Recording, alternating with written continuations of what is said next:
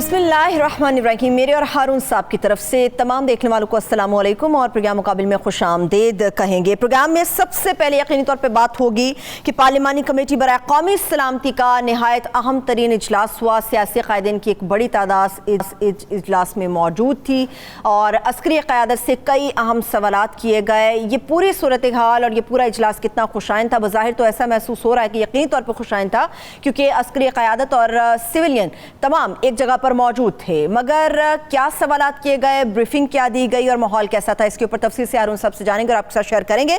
मगर आपको याद होगा कि हमारे प्रोग्राम में सबसे पहले वज़ीर आला पंजाब उस्मान बुज़दार के प्रिंसिपल सेक्रेटरी ताहिर खुर्शीद साहब से मुतालिक हारून साहब ने उनके एक्ट्स की तफसील आप लोगों के साथ शेयर की थी कि किस किस्म के कामों में मुलव्विस हैं, क्या कुछ हो सकता है। और बिल आखिर नैब की तरफ से ताहिर खुर्शीद की तलब कर ली गई है, 4 जुलाई की तारीख दी गई है।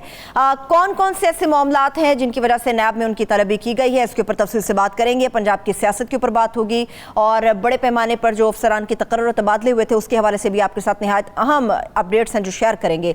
लोड शेडिंग का मामला है, अवाम बहुत तंग है, इसकी क्या तफसील है। हमाद अज़हर साहब ने आज जो प्रेस कॉन्फ्रेंस की वो कितनी आवाम को कायल करने के लिए काफ़ी थी, मुनासिब थी, इसके ऊपर बात होगी। तवानाई का बहरान क्यों पैदा हुआ और आज़ाद कश्मीर के इलेक्शन नहायत अहम इंपॉर्टेंट चीज़ है। तकरीबन 2 बाकी रह गए, 2 से 3 हफ्तों में बहुत बड़ी डेवलपमेंट्स वहाँ पर भी मुतवक्किल हैं, इसके ऊपर बात करेंगे। हारून साहब, मैं आपको भी मुबारक दूंगी और हमारे प्रोग्राम का क्रेडिट है ताहिर खुर्शीद साहब उनके हवाले से कि उनकी तलब भी होगी। डेफिनेटली बड़ी अच्छी टाउन था, लोग बात करने की हिम्मत नहीं कर रहे थे, हमने कर दी, इतनी ही बात है। वो तो सबको मालूम था, एतराज़ तो उन पे हो रहे थे, इल्ज़ामात तो लग रहे थे और बड़े संगीन इल्ज़ामात लग रहे थे। ये कहा जा रहा था कि वज़रा जो काम नहीं करा सकते चीफ मिनिस्टर से, वो एक एक्सियन जो है वो उनके प्रिंसिपल सेक्रेटरी से मिल के करा सकता है, कोई प्रोजेक्ट मंजूर करा सकता है। अच्छा, नाम भी हमें मालूम है, हम लेना नहीं चाहते उसके। तो बहरहाल अब फाइनली उन्होंने उनको तलब कर लिया है। तो अब नैब जाने और वो जाने, उसमें वो तो कह रहे हैं कि मैं बिल्कुल बेगुनाह, मेरा तो कोई कसूर ही नहीं है। नैब के सोर्सेज से मैंने पूछा, हाईएस्ट पॉसिबल अवेलेबल सोर्सेज से मैंने पूछा। अच्छा। वो कहते हैं जी कि हमारे पास मुतअद्दिद शिकायत हैं इनके के एसेट्स जो हैं वो, इनके जो असासे हैं वो इनकी आमदन से कहीं ज़्यादा हैं। मुतअद्दिद शिकायत हैं जिसके बाद हमने कार्रवाई का फैसला किया। और ये ज़ाहिर है अभी कोई रेफरेंस तो नहीं बना, अभी तो वो उन्हें सवालात दिए जाएंगे और मेरा ख्याल भेज भी दिए हैं सवालात। बहरहाल उस वक्त भी वो उस वक्त भी उनको दे दिए जाएंगे जब वो जाएंगे कि ये सासे आपने कहाँ से बनाए हैं। इसमें सबसे अहम जो उनका पीरियड है जब वो CNW के सेक्रेटरी थे, जो डेवलपमेंट का काम करता है जो महकमा, उससे मुतल्लक है। अब वो ये कहते हैं कि अगर वो असासे अपने जायज़ साबित कर सके तो ठीक है, वरना उनके ख़िलाफ़ कार्रवाई होगी। और अगर उन्होंने छुपाए, कोई असासे ऐसे हुए जो उन्होंने छुपाए अपने नाम पे नहीं है, किसी और के नाम पे बनाए, तो ये और भी ख़तरनाक बात है। अच्छा, वो अगर हमने दरियाफ्त कर लिए तो फिर कार्रवाई जो है वो ज़ाहिर है सख्त होगी। अच्छा, अफसरों से मैंने पूछा है, जो वो चंद अफसर जिन्हें हम जानते हैं तवील अरसे से, जिनके दामन पर कोई दाग नहीं है, वो कहते हैं जी कि ये ज़िम्मेदार है, वो इन इल्ज़ामात को दुरुस्त समझते हैं। अब फैसला तो तहक़ीक़ात के बाद ही होगा। चलिए, लेकिन ऐसे अफसर, एक अफसर ने मुझे ये कहा, बहुत लायक और बहुत दयानतदार अफसर जिसे मैं 25-26 साल से जानता हूँ, उसने कहा कि हमें अंदेशा है कि ये ड्राई क्लीनिंग का बंदोबस्त है। ड्राई क्लीनिंग का बंदोबस्त? जी, मतलब ये इन्हें क्लीन चिट दे दी जाएगी और ये वहीं रहेंगे, इसलिए कि अगर बात खुलती है तो चीफ मिनिस्टर तक जाएगी। चीफ मिनिस्टर से कैसे अप्रूवल ले लेते हैं, इलेक्शन कमीशन और तबादले और तकर्रियों में कैसे इनका अमल दखल है, तो चीफ सेक्रेटरी का काम है। चीफ सेक्रेटरी हाथ पे हाथ रख के बैठे हैं। अच्छा, इसमें वज़ीर आज़म के जो तबादले वो का ताल्लुक़ है, जहाँ तक ये बाकी मामला तो अलग हैं, तो उसमें जो मतलब ताज़ा तरीन डेवलपमेंट है वो ये है कि एक अफसर के तबादले पे तो वज़ीर आज़म ने भी बरहमी का इज़हार किया। अच्छा, कि उसका तो मैंने कहा था कि ऑनेस्ट अफसर है, डिलीवर भी किया है और कोई शिकायत ही कभी नहीं आई, तो उसका तबादला क्यों हो रहा है। इससे आप अंदाज़ा लगाएं कि मामला की नहज क्या है। सही है। लाहौर के 3 असिस्टेंट कमिश्नरों के बारे में शिकायत, اور بھی کئی شکایات ہیں. چلیں میں ان کے اوپر تفصیل سے آپ کے ساتھ بات کروں گی ہارون صاحب، مگر ایک تفصیل جو اہم چیز بریفنگ جو ہوئی ہے بڑی امپورٹنٹ تھی. وزیر اعظم صاحب کہاں پہ تھے ہارون صاحب؟ عمران خان صاحب کی عدم موجودگی محسوس کی گئی. وزیر اعظم صاحب اپنے گھر پہ تھے اور کیا تھے. انہیں وہاں نہیں ہونا چاہیے تھا. اب یہ دو موقف ہیں. اب یہ تو کامن سینس کی بات ہے، اس کا اندازہ لگایا جا سکتا ہے کہ کون غلط بیانی کر رہا ہے. میں اس پہ کوئی حتمی رائے نہیں دیتا، لیکن یہ ہے اسپیکر نے بھی کہا کہ بھائی اپوزیشن کے بعد لیڈروں کے تحفظات تھے. فواد چودھری نام لے کے کہا شہباز شریف صاحب کے تحفظات تھے کہ وہ نہ آئیں، بائیکاٹ کریں گے ان کی موجودگی. وہ دونوں ایک دوسرے کی موجودگی گوارا نہیں کرتے. وہ تو یہ کسی ایک کی بات تو نہیں ہے. اور اسمبلی میں کیا کرتے ہیں، یعنی شاہ محمود قریشی نے اور بلاول بھٹو نے ایک دوسرے کے بارے میں جو گفتگو کی ہے، یہ دیہات میں لڑاکا گوار عورتوں سے تو کسی نے سنی ہوگی، ورنہ یہ اسمبلی میں کرنے کے ارکان پارلیمنٹ سے کوئی نہیں. ٹھیک ہے. تو یہ اس کے بعد بھی اب یہ قصہ شروع ہو گیا. وہ کہتی ہیں مریم اورنگزیب نے کہا کوئی دستاویز لائیں. اس کی دستاویز بنائی جاتی ہے. انہیں لگتا ہوگا دستاویز ثبوت نہیں، مطلب ہے عدالت میں جاتے ہیں، وہاں سے وہ لیتے ہیں. کیا وہ ہوتا ہے اپنا اسٹامپ پیپر، اسٹامپ پیپر، اس پہ لکھا جاتا ہے. یعنی یہ کہ میسیج جب بھیجا جاتا ہے تو میں اگر آپ کو میسیج بھیجوں تو تیسرے آدمی کو پتہ نہیں چل سکتا کہ یہ آج یہ پروگرام کرنے ہیں. ٹھیک ہے. یعنی واٹس ایپ پہ میسیج دیا جاتا ہے اور یہ کسی کے ذریعے دیا جاتا ہے، زبانی میسیج دیا جاتا ہے، اور یہ بعض چیزیں خفیہ ہوتی ہیں. میری تو سمجھ سے بالا تر ہے. بہرحال وہ نہیں گئے، میرے خیال میں تو اچھا ہوا نہیں گئے. پوائنٹ سکورنگ زیادہ ہوتی، ماحول اچھا رہا، خوشگوار رہا اور مثبت نتیجہ اس کا نکلا ایز اے ہول. باقی تو دیکھیے کچھ نہ کچھ تو بات انہیں اعتراضات کرنے تھے، سوال کرنے تھے، اور ٹھیک کیا. جس نے بھی سوال کیا اسے اس کا مثال کے طور پہ اسپیکر نے کہا، اس کو روکنے کی کوشش کی. اپنا کیا نام ہے ان کا، محسن داوڑ کو، ان کی بھی موجودگی پہ تو انہوں نے کہا کہ چیف نے کہا کہ یہ قومی اسمبلی کے رکن ہے، ان کو حق ہے پوچھنے کا. پوچھیں. اچھا پوچھا انہوں نے کہا جی، انہوں نے پوچھا کہ جی مداخلت کرتی ہے فوج الیکشن میں. انہوں نے کہا مداخلت کرتے ہیں تو آپ اور علی وزیر کیسے منتخب ہو جاتے ہیں؟ یعنی ان کے یہ تو اگر فوج کا کسی کے بارے میں ریزرویشن ہو سکتی ہے، اس کا اظہار بھی کیا انہوں نے. علی وزیر کے بارے میں بلاول بھٹو نے کہا کہ انہیں گرفتار کیا گیا ہے. انہوں نے کہا کسی ایک شخص پہ انہوں نے اعتراض نہیں کیا، شخصی معاملہ نہیں ہے، کوئی ایک واقعہ یا ایک شخص پہ اعتراض نہیں، انہوں نے ایک ادارے کی توہین کی ہے. اور وہ ایک ادارے کی توہین کرنا اور اس پہ الزامات لگانا جو ہے، تو اس پہ انہیں اپنا معذرت کرنے، معافی مانگنی ہوگی، صاف الفاظ معافی مانگنی ہوگی، اور اپنی روش کو تبدیل کرنا ہوگا اور اس کی ضمانت دینی ہوگی. اس کے بغیر نہیں ہو سکتی، چارہ نہیں ہے اس کے بغیر. ٹھیک ہے. اور بہت سے سوالات کیے گئے افغانستان پہ، ظاہر ہے بیسیکلی تھا. اس کے علاوہ بھی سوالات کیے گئے. 1.5 گھنٹہ تو جنرل فیض حمید نے گفتگو کی. 8 گھنٹے 6.5 گھنٹے سوالات کیے گئے.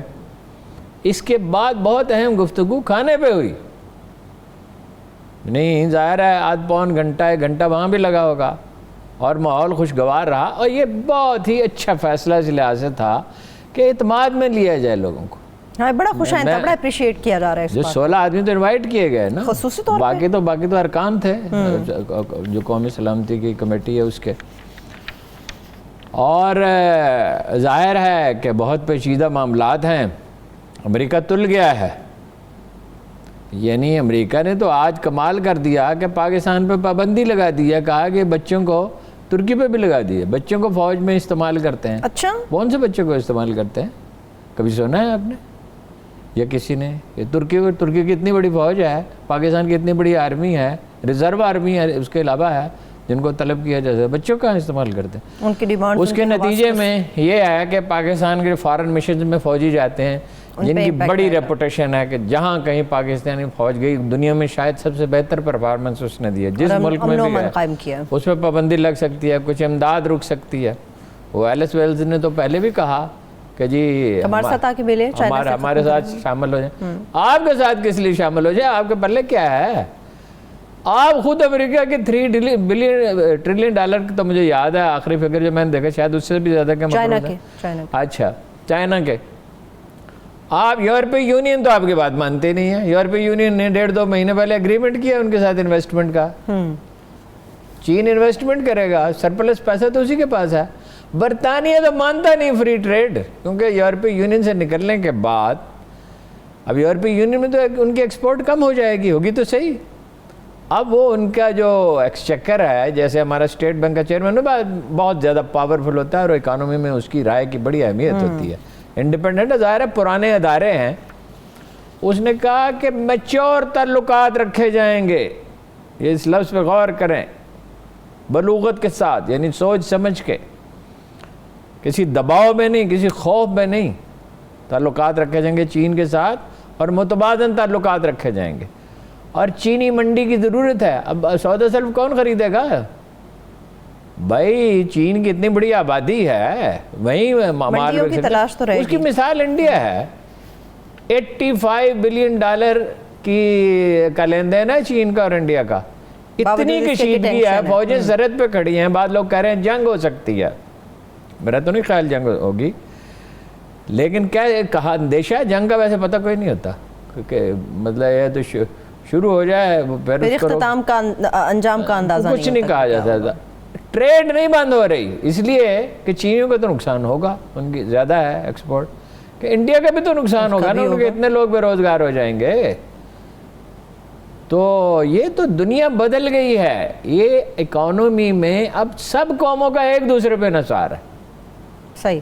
ہمیں اندیشہ ہوگا, اندیشے ہیں بہت. دیکھیے 5 سے 7 لاکھ مہاجرین کا آنے کا اندیشہ. اب مجھے یاد آیا شیخ صاحب کا بیان کہ 30 جون تک جناب خاردار تار مکمل ہو جائے گی. 90% کام مکمل ہو گیا. نہیں 86% تھی اس وقت غالباً. یہ بیان دینے کی ضرورت کیا تھی کہ 30 جون تک, 30 جون گزر گیا. یہ باتیں کی ہیں شیخ صاحب نے.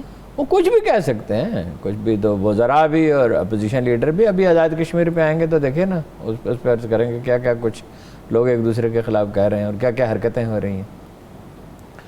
اچھا یہ ہے جناب کہ وہ فیٹف میں یہ وہاں بات زیر بحث آئی کہ بھائی 27 میں سے 26 نکات پورے کر دیے. دنیا کے کتنے ممالک ہیں جنہوں نے آدھی کمپلائنس کی ہے, مگر ان کا نا اس میں سے آپ کو فیٹف میں سے نہیں. IMF پریشر ڈال رہا ہے آپ کے اوپر, اور معاشی مسائل تو پیدا ہوں گے, لیکن یہ کہا گیا کہ ہم اپنی سرزمین دشمن کے خلاف, ایک دوست ملک کے خلاف استعمال کرنے کی اجازت نہیں. تاثر تو ہوا یہ بھی پکڑ رہا ہے ہارون صاحب کہ اڈے تو مانگے ہی نہیں ہیں. اڈوں کا شور کیوں ہے؟ اڈے نہیں مانگنے تھے.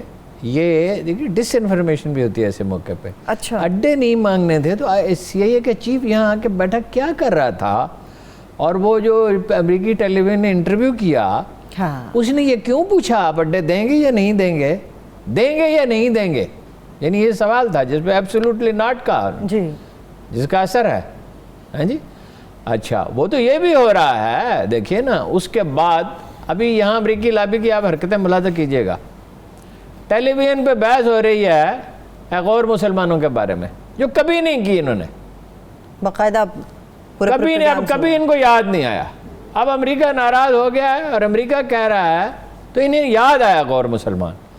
غور مسلمانوں کے اگر کبھی کسی نے کوشش کی تو ضیاء الحق نے کی تھی. ان کے لیے حج کا بندوبست کیا, وہاں پابندیاں کم کرائیں. یہ کام ہوتے ہیں خاموشی سے. انڈیا آپ کو توڑنے پہ, تب ملک میں دہشت گردی کرنے پہ تلا ہوا ہے, کر رہا ہے. یہ یعنی جو واقعہ ہے جو کل کوئٹہ کا بھی واقعہ ہوا ہارون صاحب, کوئٹہ کا اور واقعات ہو رہے ہیں, ابھی اندیشہ ہے اور واقعات ہوں گے. اور امریکہ جو ہے آپ کی دشمنی پہ تل گیا ہے. افغانستان سے ٹیررزم ہو رہا ہے, وہ تو ہم چین کے ساتھ یعنی سٹینڈ لے لیں اس موقع پہ. یہ کیا بحث اس موقع پہ کیوں شروع کی گئی ہے؟ یہ چیزیں تو خاموشی کے ساتھ ہوتی ہیں. یعنی جب دو دوست ملکوں کے درمیان تنازع ہے, یعنی سعودی عرب کے ساتھ تھا نا ہمارا اختلاف, تو وہ کیسے طے ہوا؟ اپروچ کا اختلاف تھا نا, کیسے طے ہوا؟ خاموشی کے ساتھ بات چیت کی گئی, باجوہ جاتے رہے, عمران خان گئے, میسیجز آتے رہے جاتے رہے, وہ آپ کو بالکل تعلقات تقریباً اسی سطح پہ آ گئے. اختلافات تو ہوتے ہیں. وزیر اعظم کو ویسے یہ نہیں کہنا چاہیے تھا کہ غیر مسلمانوں کے بارے میں ہم چین کے موقف سے مطمئن ہیں, یہ کیوں نہیں کہنا چاہیے تھا بریک سے واپس آ کے جانیں گے ہارون صاحب؟ یہ کیوں نہیں بات کرنی چاہیے تھی بریک سے واپس آ کے ہارون صاحب سے جانیں گے؟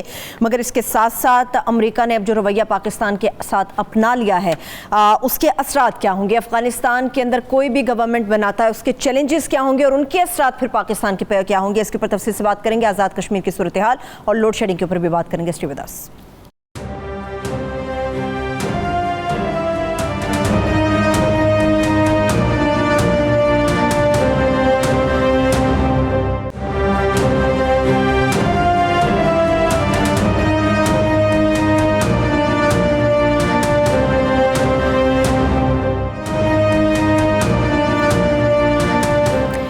Welcome back. ہارون صاحب آپ بات کر رہے تھے کہ عمران خان صاحب نے چائنا میں غیر مسلمانوں کے حوالے سے بیان دینے کی انہیں ضرورت کیا تھی؟ اس پہ بات کرنے کی ضرورت ہی نہیں. ہر گیند کو کھیلنا ضروری تو نہیں ہوتا.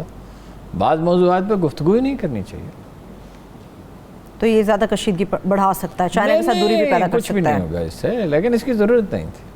ٹھیک ہے, افغانستان کے حوالے سے کیا پالیسی رہے گی؟ وہاں کے چیلنجز کیا ہیں افغان گورنمنٹ کے لیے؟ افغانستان میں تو دنیا کا ہر آدمی یہ جانتا ہے نا کہ خانہ جنگیوں کی وار لارڈز ہیں, بامیان کے لوگ ہیں.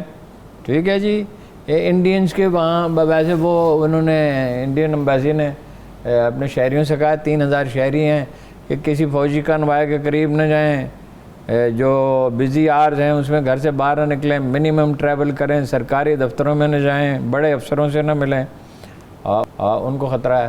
خیر بہرحال 7000 ٹرکوں پہ تو انہوں نے 700 ٹرکوں پہ قبضہ کر لیا ہے طالبان نے. ہر جگہ وہ آگے بڑھ رہے ہیں اور وار لارڈ جو ہیں وہ تلے ہوئے ہیں, ان کو مختلف ملکوں کی حمایت حاصل ہے. خانہ جنگی ہوگی, ہاں دوستوں کو حمایت حاصل ہے, وہ واپس آ گیا. اور ایران کو کیا حمایت ہے. انڈیا نے بڑی انویسٹمنٹ کیا, وہ کوشش کر رہے ہیں طالبان کو اور سافٹ کرنے کی. یعنی جب تک انہیں قتل کیا جا رہا تھا, ان پہ بمباری ہو رہی تھی, یہ ان کے خلاف تھے, اس حکومت کی مدد کر رہے تھے, اب وہ ان کے ساتھ ہیں.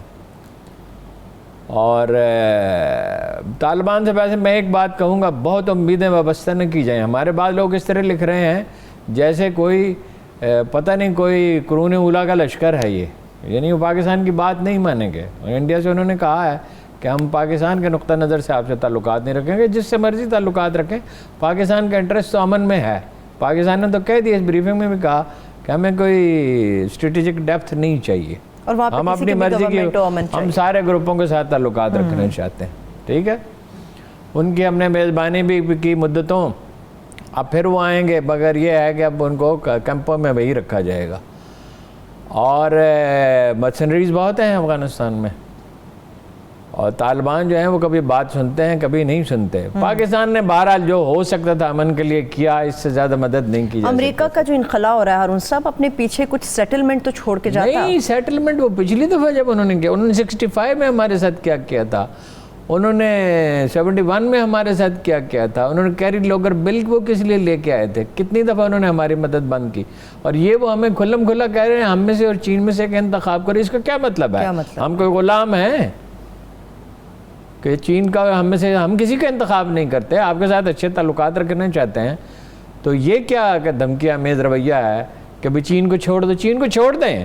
یعنی آپ اسٹریٹجک پارٹنر بن جائیں اس انڈیا کے جو پاکستان کو ختم کرنا چاہتا ہے, ہم چین کو چھوڑ دیں. انہوں نے ابھی اسلام آباد انڈین ہائی کمیشن کے اوپر بات کر دی کہ جی یہاں پہ بھی ڈرون اڑ رہا ہے اور خطرہ ہے. ہائی کمیشن کے اندر ڈرون اڑا کے کیا کرنا تھا اس کی؟ ڈرون تو تصویریں بنانے کے لیے ہوتا ہے. اس کے اندر وہ یہ کہ موسیقی خدمت, یہ جو لاہور کا واقعہ ہے, یہ چونکہ ٹریس ہو گیا ہے, پورا گروپ پکڑا گیا ہے, تو اب یہ انڈین میڈیا پہ تو کوئی بھی چیز جو وہ چلانا چاہیں وہ چلا. وہ پاکستانی میڈیا کی طرح نہیں ہے.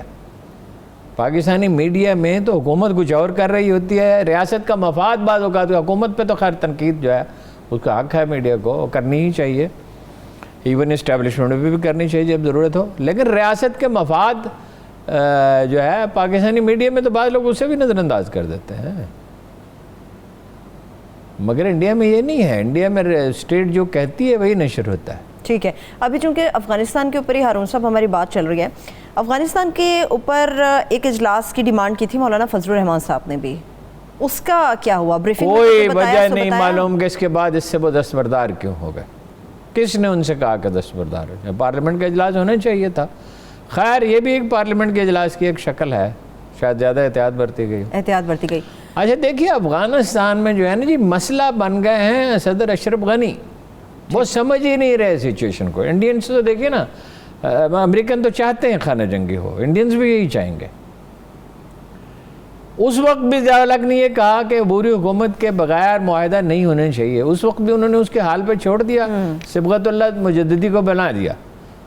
ایک چھوٹی سی مذہبی پارٹی کا تصور کریں، میں کسی کا نام نہیں لیتا، کہ آپ اس کو حکومت دے دیں۔ یعنی حکمت یار نے اس وقت کہا تھا کہ اس کی پارٹی اتنی بڑی ہے کہ اگر میں جیب میں ڈال لوں تو کوئی جگہ باقی بچ جائے۔ اس کے کوئی 18 کمانڈر تھے، تو اس میں سے آدھے اگلے دن اس کو چھوڑ کے اس کی پارٹی کو تو حزب اسلامی میں حکمت یار کی پارٹی میں شامل ہو گئے تھے۔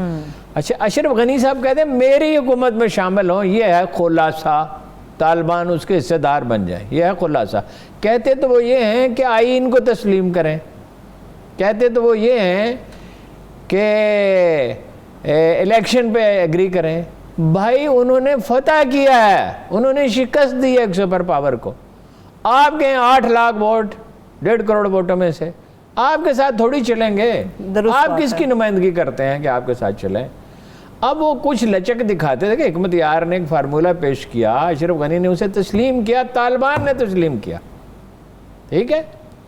اور اس کے بعد حکمت یار نے بیان دیا کہ اشرف غنی اپنے لوگوں سے نہیں منوا سکے۔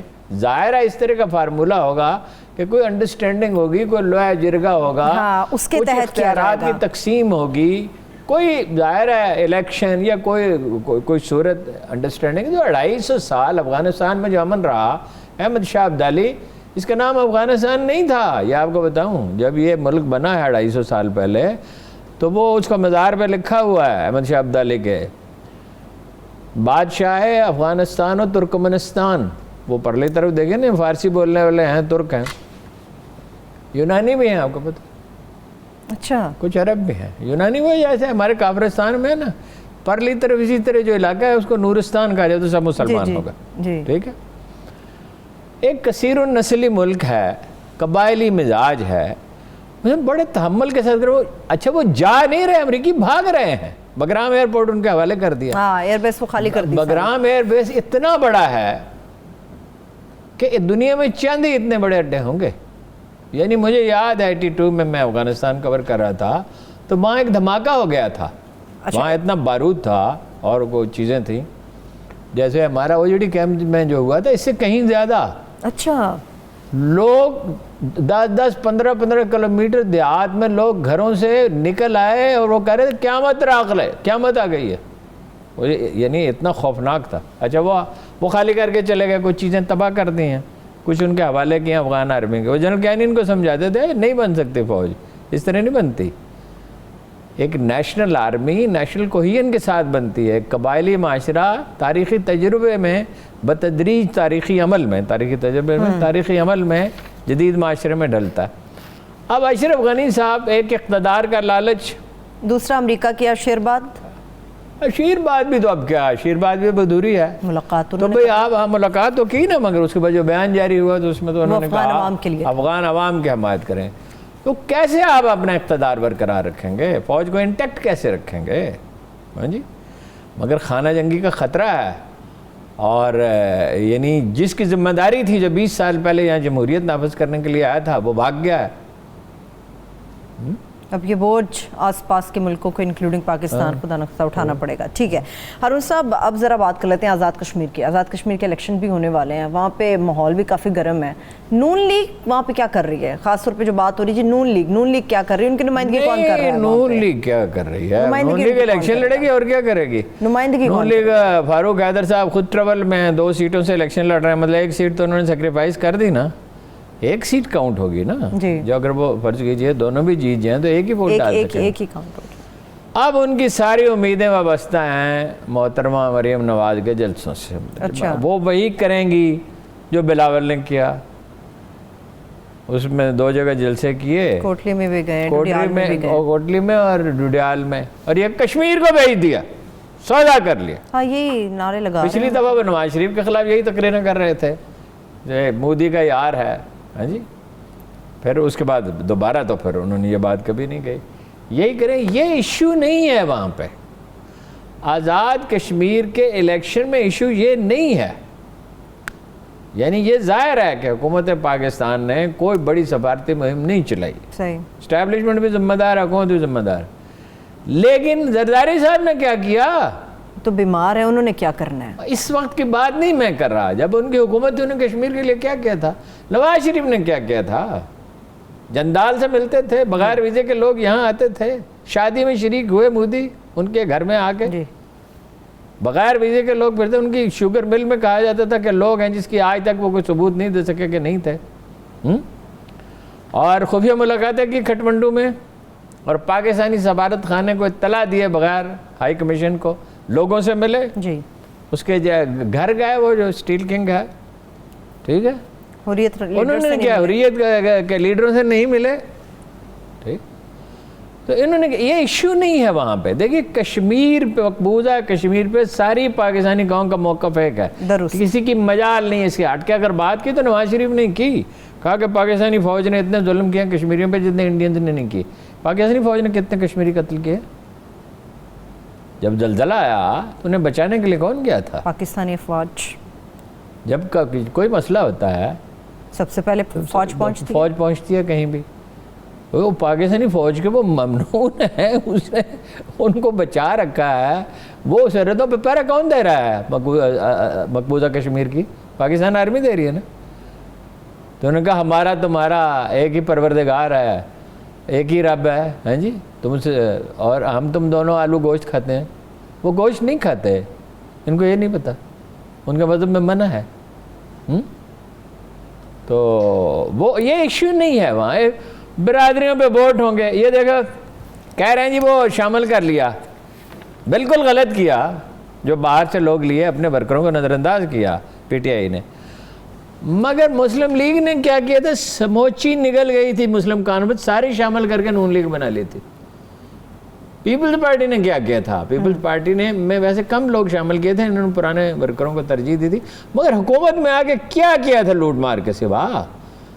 اور اگلے الیکشن میں کیا ان کا برا حال ہوا تھا؟ پھر یہ ہے, دیکھیے جا رہے ہیں ان کے 2 وزیر چلے گئے, 4 MLA چلے گئے. ابھی جب بھی میں مظفر آباد فون کرتا ہوں تو وہ اخبار میں بھی ہنستے ہیں, کہتے ہیں ذرا ٹھہر جائیں, ابھی اور لوگ آئیں گے, ابھی ذرا ٹھہر جائیں, اور جس دن بھی فون کرتا ہوں اچھا اور لوگ آئیں گے. وہ آزاد کشمیر گلگت بلتستان میں یہ کیا کہہ رہے تھے؟ تباہ کن شکست دیں گے, نام و نشان مٹا دیں گے. وہ سمجھ نہیں آیا یہ کہاں گئے. یہ 2 سیٹیں ملی ان کو. یہاں نون لیگ تو کوئی مقابلہ کر سکتی ہے اگر اس کے لوگ کچھ بچ گئے, لیکن بچتے ہیں نہیں. یہ عجیب پرندے ہیں, یہ بھاگتے ہیں فوراً اس کی طرف جس کی حکومت بننا. ٹھیک ہے, ایک بریک لے لیتے ہیں, ایک چھوٹی سی بریک کی طرف بڑھتے ہیں. بریک سے واپس آئیں گے, لوڈ شیڈنگ کی صورتحال کے اوپر بات کریں گے کہ یہ کرائسس کیوں پیدا ہوا, اور اس کے ساتھ ساتھ ایک اہم اسکینڈل بھی آپ کے ساتھ شیئر کریں گے. جامعہ کے حوالے سے ہارون صاحب نے ہمارے پروگرام میں پچھلے ہفتے کچھ اہم چیزیں آپ لوگوں کے ساتھ شیئر کی تھیں, اس کا فالو اپ بھی آپ کو دیں گے. اسٹے ود اس.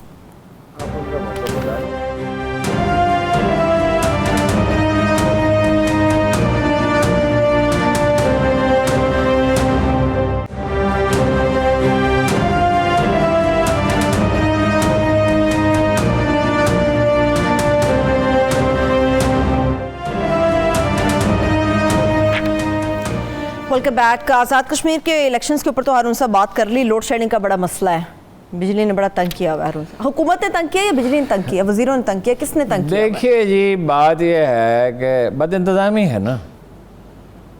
یعنی وہ جو عید کی چھٹیوں میں یا فیبرری مارچ میں جب موسم خوشگوار ہوتا ہے سندھ میں, تو گیس فیلڈز کا بھی مسئلہ ہے, اس کا بھی, ٹرمینل کا بھی ہو سکتا تھا. خیر وہ گیس فیلڈ تو اب بحال ہو گئے, ٹھیک ہے. اور وہ ٹرمینل جو ہے وہ بد انتظامی کا نتیجہ ہے کہ بر وقت اس کی صفائی نہیں ہو سکی, اور یہ شپنگ بھی بر وقت نہیں ہو سکی LNG کی. شاہد خاقان عباسی کا کہنا ہے, لیکن ایک عجیب بات کہی شاہد خاقان عباسی نے کہ آپ وہ اس پہ چلا رہے ہیں فرنس آئل پہ. وہ حماد کا کہنا ہے کہ فرنس آئل پہ تو چل سکتا ہی نہیں ہے جو گیس کا ہے, وہ تو لوکل گیس دے رہے, جو LNG پہ ہے وہ فرنس آئل پہ نہیں. فرنس آئل پہ تو وہی چل سکتے ہیں جو آلریڈی فرنس آئل پہ چلتے ہیں, اور وہ IPPs کے جو ایگریمنٹ ہوئے تھے جو فرنس آئل پہ ہی لگے تھے نا, اور اس کا یہ بھی دعویٰ ہے کہ 25% ہم استعمال کر رہے ہیں فرنس آئل اس کے مقابلے میں جتنا نون لیگ استعمال کرتے تھے. اچھا. مسائل اور ہیں جی, مسائل ہے. یہ ابھی جو بھاشا ڈیم شروع ہوا, یہ 10 سال پہلے اگر شروع ہو گیا ہوتا تو آج یہ کرائسس نہ ہوتا, آج اس کرائسس کا وجود ہی نہ ہوتا. اور اس لیے کہ جو ایگریمنٹ کیے 93 میں بے نظیر بھٹو نے, اور اس کے بعد نواز شریف کی حکومت رہی, باری باری حکومتیں آتی رہی, یہ جو ایگریمنٹ کیے گئے یہ اب آپ کی جان تو نہیں چھوڑتے. آپ کو صرف یہ نہیں ہے کہ جو بجلی استعمال کریں اس کے پیسے دینے ہیں, جو نہ استعمال کریں اس کے کیپیسٹی چارجز دینے ہیں. یعنی اگر آپ ان سے پوری بجلی لے لیں تو حکومت تو دیوالیہ ہو جائے گی, ملک چل ہی نہیں سکے گا. وہ تو یہی ہے کہ 25-30% لیں اور باقی خود پیدا کریں, تو پھر بھی کیپیسٹی چارجز دینے پڑتے ہیں, ٹرمینل یوز ہونا ہو. پھر یہ جناب بل وصول نہیں ہوتے. 415 ارب روپے غالباً جو تھا آخری ہے, 450 ارب روپے گردشی قرضہ ہر سال بڑھ رہا تھا. پچھلے سال 177 ارب بڑھا ہے حماد صاحب کہتے ہیں, اور 166 ارب روپے کے بل ہی وصول نہیں ہوئے پختونخوا میں اور بلوچستان کے بعض علاقوں میں. اگر وہ 166 ارب روپے وصول ہو جاتے تو گردشی قرضے میں کتنا اضافہ تھا؟ 11 ارب روپے صرف. بجلی چوری ہے, بعض جگہ 20% ہے, 30% ہے, 40% بھی ہے. اس کو روکنے کا بندوبست کیوں نہیں کرتے؟ درست باتیں تو بڑی کی تھی انہوں نے. اچھا, جو اپنا ترسیلی نظام ہے وہ خراب ہے, آپ کی لائنیں, آپ کے ٹرانسمیٹر وغیرہ وغیرہ وہ خراب ہیں, وہ اس کا کون ذمہ دار ہے؟ یہ حکومت تو جتنے قصوروار ہے سو ہے ہی, پچھلی حکومتیں اس کی ذمہ دار نہیں ہیں. اچھا, یہ بحران جو ہے کہ یہ سستی بجلی, اتنی بجلی آپ کتنی مہنگی کریں گے؟ بجلی سے آپ کی انڈسٹری چل رہی ہے نا, آپ کے رگوں میں, انڈسٹری کی رگوں میں جو لہو دوڑتا ہے وہ بجلی ہے نا. تو کتنی بجلی IMF کہہ رہا ہے 10% مہنگی کر دیں. اگر بجلی 10% اور مہنگی کر دیں, مزید مہنگی کر دیں, اور آپ سوچئے کہاں پہ کھڑے تو آپ کیا بیچیں گے دنیا کو؟ پہلے ہی آپ کی ایکسپورٹس کتنی ہیں, پہلے ہی آپ کی برآمدات زیادہ ہیں. اگر یہ اوورسیز پاکستانی پیسے نہ بھیج رہے ہیں, آپ ملک نہیں چلا سکتے. تو یہ 6-7 سال لگیں گے مکمل طور پہ قابو پانے میں کہ آپ کا کوئی خسارہ نہ ہو رہا ہو بجلی میں. بادشاہ ڈیم بنے گا, دوسرے ڈیم بنیں گے, تو ہی اس سے بجلی, وہ صرف سستی بجلی کا ایک ہی ذریعہ ہے اور کوئی نہیں. حکومت بعد اوقات جان بوجھ کے کرتی ہے بجلی کم سے ان علاقوں میں پھر جہاں بل پے نہیں کیے جاتے. مطلب لوڈ شیڈنگ 8 گھنٹے بھی ہے ایک ہی شہر میں, اور اسی شہر میں 3-4 گھنٹے بھی ہے, 10 گھنٹے بھی ہے کہیں جہاں لوگ بل پے نہیں کرتے. صحیح, تو بل بھی تو پے ہونے چاہیے نا. ٹھیک ہے. تو اس میں وابڈا کا کیا رول ہوتا ہے ارون صاحب؟ وابڈا اس میں کچھ کر سکتا ہے؟ نہیں, وابڈا کا تو کوئی رول ہے. تو جو نئی تعیناتیاں ہو رہی ہیں اس کے بارے میں کچھ بھی نہیں, میں جانتے نہیں نئی تعیناتی ہو رہی ہے. جنرل صاحب کا پتہ نہیں کیا. ہاں, وہ اظہر صالح عباسی صاحب ہیں. ان کے خبر تو یہ بھی ہے, چھوٹی چھوٹی بہت خبریں ہیں. زرداری صاحب بہت بیمار, اللہ تعالیٰ انہیں صحت دے. اس لیے بلاول بھاگ کے پہنچے, ان کی صاحبزادیاں بھی دبئی سے آ گئیں. بیمار کا پتہ نہیں ہوتا. بعض اوقات آپ سمجھتے ہیں زیادہ بیمار ہے, بعض لوگ جو ہیں اس کے بعد برسوں جیتے ہیں, 10 سال 15 سال 20 سال. یہ کچھ کہا نہیں جا سکتا. بہرحال اطلاعات یہ ہے طبیعت زیادہ خراب, کمر میں ان کی تکلیف بہت زیادہ ہے. ٹھیک ہے. اچھا, ابھی ہارون صاحب اور بھی بہت, صرف اللہ جانتا ہے کس کی کتنے زندگی. بے شک اللہ تعالیٰ کی ذاتی کافی ہے اور وہی جانتی ہے. طاہر خورشید صاحب کی آپ نے بات کی ہارون صاحب, اس کے اوپر تھوڑی سی مجھے اور بھی بات کرنی ہے. ہر پرنسپل سیکرٹری, ہر طاقتور آدمی کا ایک گروپ ہوتا ہے, وہ اکیلا ان تمام تر معاملات میں نہیں شامل ہوتا. نہیں, بعض لوگ بناتے ہیں, بعض ان کا گروپ ہے. ایڈیشنل چیف سیکرٹری ہیں ارم بخاری, اچھا. سیکرٹری امپلیمنٹیشن ہے سکرات امان رانا, سیکرٹری کوآرڈینیشن عائشہ حمید. عائشہ حمید پہلے بھی ان کے ساتھ ہی جب وہ بلدیات میں تھے. اچھا, ظفر نصر اللہ ہے سیکرٹری ہاؤسنگ. 3 ڈیپٹی سیکرٹری ہیں, ان میں سے ایک کا نام بھی مجھے معلوم ہے, عبدالرزاق. تو ظاہر سمری ان کے ذریعے ہی جاتی ہیں. تو ان سے اور یہ لوگ بھی پریشان تو ہیں. دیکھیے احد چیمہ اور فواد حسن فواد کے ارد گرد کے لوگوں کو پکڑا گیا تھا نا اس وقت, LD کے چیئرمین کو پکڑا گیا تھا. تو بعض پرس تو ان سے بھی ہوگی, پوچھا جائے گا ان سے بھی. تو اب تو معاملہ جو ہے وہ نیب کے حوالے ہے. دیکھیں, کلین چٹ دیتا ہے ان کو, ڈرائی کلیننگ کرتا ہے, یا واقعی وہ بے قصور نکلتے ہیں یا وہ ذمہ دار ہیں. ایک اخبار میں مجھے یہ بھی کہا گرفتاری ممکن ہے, ناممکن نہیں ہے. یعنی کہ حساب نہیں دے پائیں گے. چلیں گے تو وقت بتائے گا ہارون صاحب پیشے کے بعد کیا ہوتا ہے. ہارون صاحب ایک اور امپورٹنٹ چیز, آخری میرے پاس 3 منٹ ہیں. ہم نے آپ کی طرف سے جامعہ پنجاب سوسائٹی کے اندر جو ہاؤسنگ سوسائٹی ہے پنجاب یونیورسٹی کے, اس کے حوالے سے آپ نے ایک چیز بریک کی تھی زمین کے حوالے سے, ان کا موقف آیا ہے, وہ بتانا اخلاقی ہماری ذمہ داری ہے. وہ کہتے ہیں کہ ایک تو پیسوں کی آپ نے بات کی, پروفیسرز جب چاہیں گے ان کے پیسے جتنے انہوں نے دیے وہ واپس ہو جائیں گے. پھر انہوں نے کہا کہ ہارون صاحب نے موٹر وے کے حوالے سے ذکر کیا, اس کا موٹر وے کے قریب کیا دور دور تک کوئی تعلق نہیں ہے. وہ کہتے ہیں آپ نے NOC کے بارے میں بات کی ہے, وہ کہتے ہیں کہ ابتدائی 5 NOCs جو مختلف اداروں سے ریکوائرڈ ہوتے ہیں وہ ہمیں مل چکے ہیں, 2018 کی اپلیکیشنز ہیں. پھر وہ کہتے ہیں کہ آپ نے کہا جی 25 فٹ زمین کھود کے تو اس کی مٹی نکالی ہے, وہ کسی بھی کام میں استعمال ہے. وہ کہتے ہیں ایسا نہیں ہے, 3 سے 4 ایکڑ کے قریب جو زمین تھی وہ ہماری مطلوبہ زمین کے ارد گرد موجود تھی جو ہم نے پرچیز کی, اور وہ پہلے سے ہی اس کے اندر مٹی نہیں تھی, اور اس قسم کی وہ ساری باتیں کر رہے ہیں. مطلب آپ نے جو بات کی ہے اس کا انہوں نے ڈینائل دیا. پہلی بات یہ ہے, میں نے تو کوئی بات کی ہی نہیں, میں نے تو اینٹی کرپشن پنجاب کی رپورٹ پڑھ کے سنائی. دوسری بات یہ ہے, یہ وہ ٹھیک کہتے ہیں موٹر وے پہ نہیں ہے, مجھے مغالطہ لگا. وہاں بھی ایک یونیورسٹی ٹاؤن بن رہا ہے, اس کی وجہ سے مجھے مغالطہ ہوا. صحیح, میں کل بھی دیکھتا رہا, پتہ چلا کہ وہ جیا بگا میں یہ صحیح کہہ رہے ہیں. 4-5 NOC ان کے پاس ہیں, LDA کا NOC ہے, یہ انہیں لکھنا چاہیے کہ LDA کا NOC ہے. تیسری بات یہ ہے کہ انہوں نے جب ترقیاتی کام کیے نہیں تو پیسے کیوں لیے, ان کے ممبرز کہہ رہے ہیں, میں نہیں کہہ رہا. جو 17-18 لاکھ جو 20 لاکھ روپے زمین کے لیے وہ تو قابل فہم ہے, اگر یہ 20 لاکھ میں ہی خریدی ہے اس کی بھی انویسٹیگیشن ہوگی. جو پیسے ڈیولپمنٹ کے لیے وہ لیے کیوں, جب وہ خرچ ہی نہیں ہو رہے. آپ نے پہلے کس سے لے لی, آپ کو LDA کا NOC ملا نہیں, آپ نے ترقیاتی کام شروع نہیں کیا, ڈسپیوٹس ہیں, جھگڑے ہیں, معاملے عدالتوں میں, یہ قابل فہم ہے. آپ نے وہ پیسے لیے کیوں, اور جب 5 سال کے بعد واپس کریں گے یا 4.5 سال کے بعد تو ان کی ویلیو کیا ہے, 30 سے 40%. آپ نے جو اس وقت گندم کی قیمت کیا تھی, سونے کی قیمت کیا تھی, اس وقت اور اشیاء ضرورت کی قیمت کیا, جو پیسے اس کو واپس ملے, آپ نے لیے کیوں وہ پیسے, آپ کو یہ حق کیا تھا, اس پہ جو انٹرسٹ تھا وہ کہاں ہے, آپ نے گاڑیاں کیوں خریدی. میں یہ وہ باتیں میں کہہ رہا ہوں جو عدالت میں کہی گئی ہیں, اور اب یہ چونکہ معاملہ عدالت میں ہے لہٰذا آپ جانیں, آپ کے ارکان جانیں. ارکان یہ کہتے ہیں جن سے میری گفتگو ہوئی ہے کہ جو کچھ آپ نے کہا ہے وہ صحیح ہے. اچھا وہ غلط کہہ رہے ہوں گے, آپ صحیح کہہ رہے ہیں, ٹھیک ہے, تو آپ اپنا عدالت میں موقف ثابت کر لیں. اور مجھے کچھ لوگوں نے صحافت کا سبق پڑھانے کی کوشش کی, کچھ میسیجز ایسے بھیجے, آپ کو پتہ نہیں صحافت ہوتی کیا ہے. اور ایک صاحب جو ہیں وہ کہتے ہیں کہ میرے خاندان کا پس منظر ہے, ان کے ماموں ایک مشہور جرنلسٹ تھے, تو میرے ماموں ایک بڑے مشہور ڈاکٹر تھے, تو میں آج سے پریکٹس شروع کر دوں اس کی میڈیکل سائنس کے صحیح علاج میں. ٹھیک ہے, تھینک یو سو مچ ہارون صاحب, ہم نے اپنی اخلاقی ذمہ داری پوری کر دی. آپ کے وقت کا بھی بہت شکریہ. میرے تمام دیکھنے والوں کو شکریہ. اس کے ساتھ ہی مجھے اجازت دیجیے, اپنا بہت سا خیال رکھیے. خدا حافظ.